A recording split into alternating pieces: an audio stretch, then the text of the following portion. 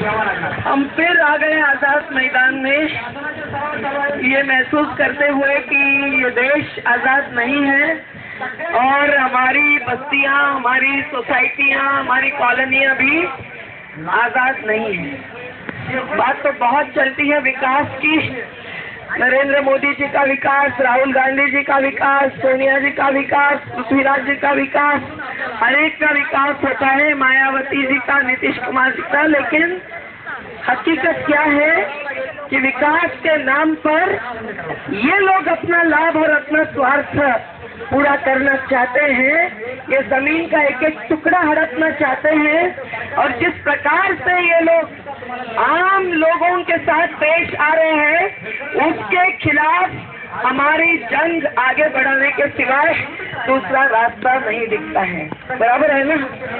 इसलिए आज जन आंदोलनों का राष्ट्रीय समन्वय घर बचाओ घर बनाओ आंदोलन और आम आदमी पार्टी की तरफ से हमने जो आगे की पूरी तैयारी करने के पहले आजाद मैदान में ये सैकड़ों लोग, आप 1000 1500 लोग जो एकत्रित आए हैं, मैं तो आपको भी सलाम करती हूँ और हमारे जो जानकार लोग यहाँ बैठे हैं, क्योंकि हर बार कानूनी क्या है, गैर कानूनी क्या है, इसकी बात उठती है और कानूनी जो है वो नामंजूर करते हुए गैर कानूनी रूप से भ्रष्टाचार आगे बढ़ाने वाले खुद को ही राजे महाराजे समझते हैं। तो इसीलिए हमने इनको बिठाया है।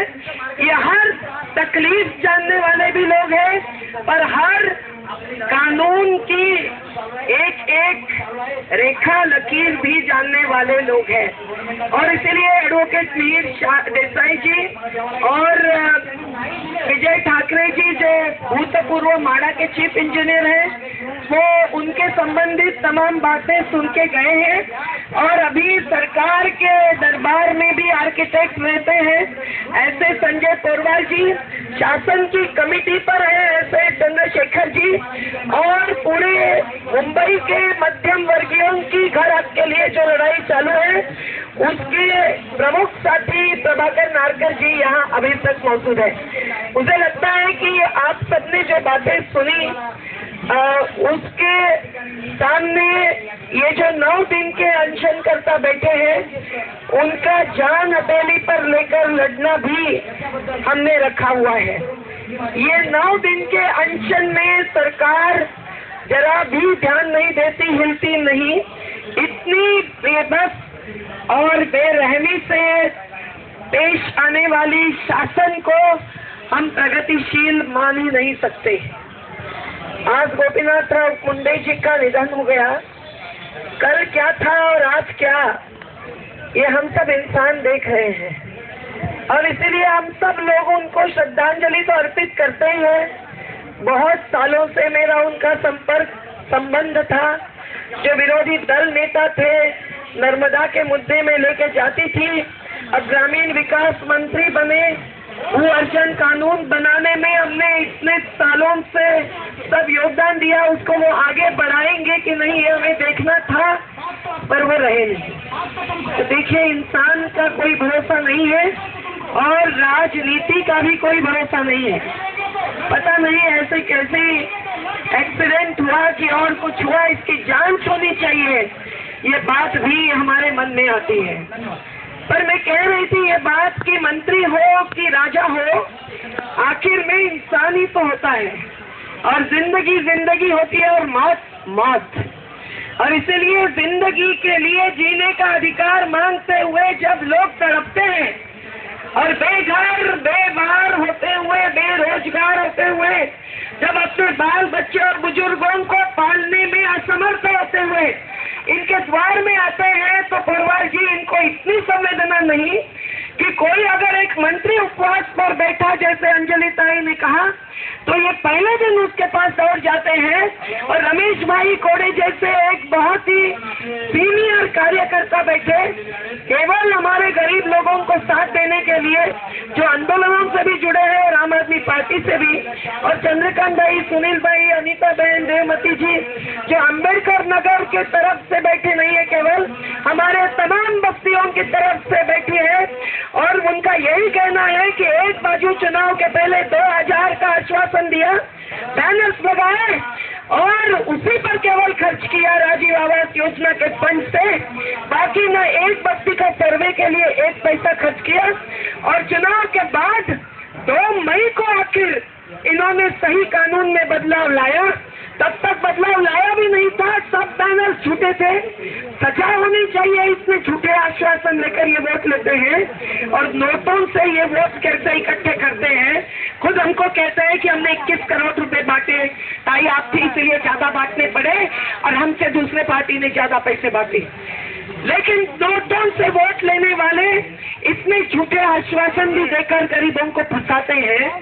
और सरकार में होते हुए चुनाव के बाद, अभी तक तो इनकी सरकार नहीं गई है, पर सरकार में होते हुए चुनाव के बाद वो 2000 के घरों को सुरक्षा और अधिकार देने के बदले एक बाजू कानून बदल गया, ये नोटिफिकेशन राजपत्र निकालते हैं और दूसरी बाजू घर तोड़कर 2000 तक के घर कोई रहे ही नहीं, ऐसी स्थिति पैदा करने पर चले हैं।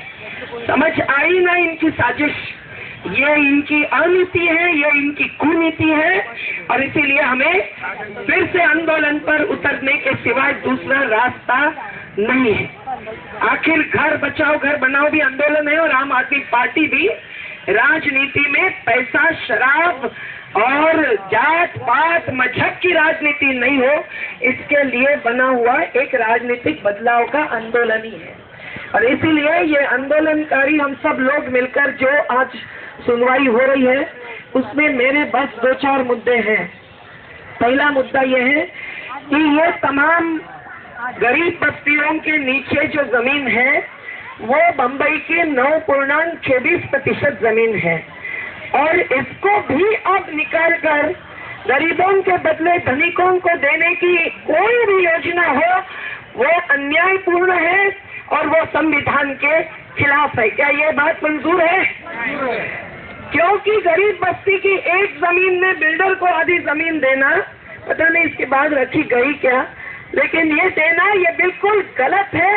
उसमें जो कमर्शियल टावर्स बन रहे हैं उसमें फिर बाहर 5-5, 10-10 घर भी जिनके होंगे वो लोग फिर से आकर घर ले रहे हैं। ये कौन सा न्याय?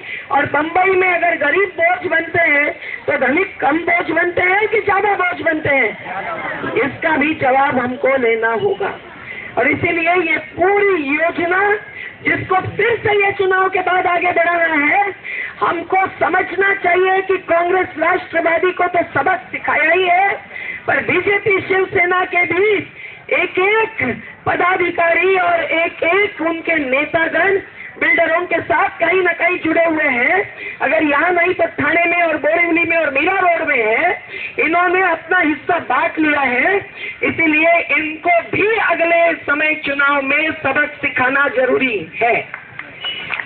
अगर उनका मानना है कि नहीं वो हमारे साथ है तो आज से कल से शुरू हुई विधानसभा में भारतीय जनता पार्टी का कोई भी विरोधी दल क्या ये सवाल उठा रहा है? ये हमें देखना होगा कि 2000 तक के घरों को सुरक्षा देने की बात एक बाजू कर रहे हैं और दूसरी बाजू उनकी सफाई करके उस जमीन में ही बिल्डर को लाकर आधी अधिक जमीन कमर्शियल टावर के लिए यानी व्यापारी लाखों करोड़ों रुपए कमाई के लिए दे रहे हैं। ये मुद्दा सही है कि गलत, ये उनको भी जवाब देना होगा। वो विधानसभा में बैठे हैं, हम बाहर बैठे हैं और बाहर ही रहेंगे, लेकिन वो अंदर क्या ये सवाल उठाते हैं हमको देखना होगा। इस पर उनकी भी परीक्षा होनी चाहिए। कांग्रेस राष्ट्रवादी की तो हमने कर ली और आम आदमी पार्टी ने बनी हुई मशागत की जमीन पर नरेंद्र मोदी जी ने बीज बोया है, तो ये ध्यान में रखना चाहिए। दूसरी बात है कि ये 72% जो लोग हैं